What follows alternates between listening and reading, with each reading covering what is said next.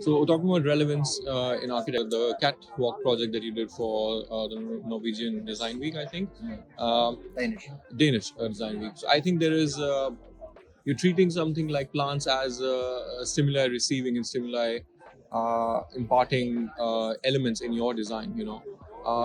So I want to talk about your understanding of nature, the kind of image that you have for nature, because when you say that we're looking at nature, the image that often pops us is a sort of bucolic virgin landscape, But the fact is that we are building. The fact is that we are creating. So, what kind of an idea do you have of nature? Is it of coexistence? Is it of recreating nature within buildings or something like that? What is your image of nature especially when it comes to the architecture that you do? I think dealing with natures and landscapes per se is always a very difficult issue. But on one hand, well, there are certain types of divisions into the different elements of things that we're doing. So you could actually create a project in a certain location in nature in order to prevent the public from going anywhere else but to this object. So you can actually create a node that helps people to protect certain parts of nature by going to only this one node that you have created. But nature itself is extremely giving, but it's also harsh and dangerous. So in a way, like Jean Prouvé, I think, said, architecture has nothing to resist but nature. On one hand, on the other hand, you're moving in a direction where you're saying, okay, what is the harmony that you're looking for, and what is the learning from nature, not formal learning, but content learning from nature. So how do you translate that back in order to give people a notion of understanding where they are, how they're dealing with nature, the materials, where they're coming from, where's the milk coming from, even for kids? I mean, it's simple. So you bring it forward into an analog position, but you use, of course, digital tools together. The analog experience is still design, it's still architecture, it's still landscapes, and we have to be very conscious when we translate this. So we have called the architecture the profession, the art of prepositions, for instance. And that means that your body relationship to your own surroundings are very much depending on where you are in relationship to this. Are you under, over, between, in front of, behind? So the prepositions define your location in the world in relationship to that object. You're on the chair. And then the closer you get, and the more prepositions you can use in architecture, the closer, the more intimate relationship you can have with that object or your surroundings.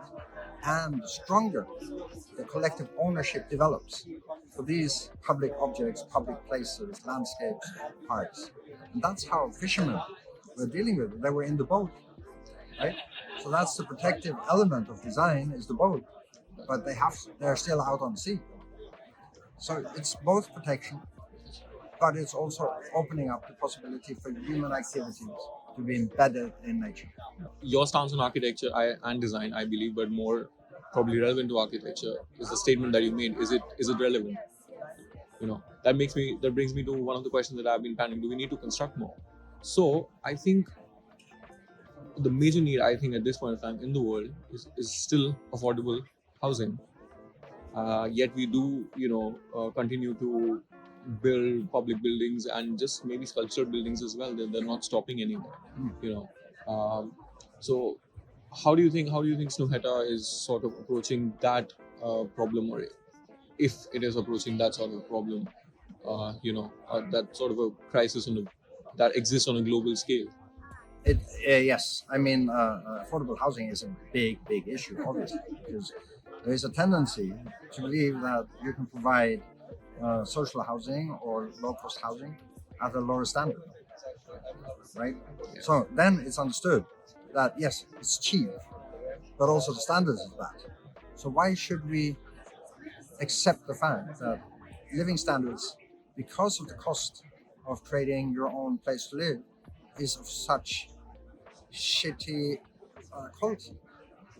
And I find that is a huge dilemma, because we're expecting everyone to get up to a certain level economically speaking. So maybe this is not possible.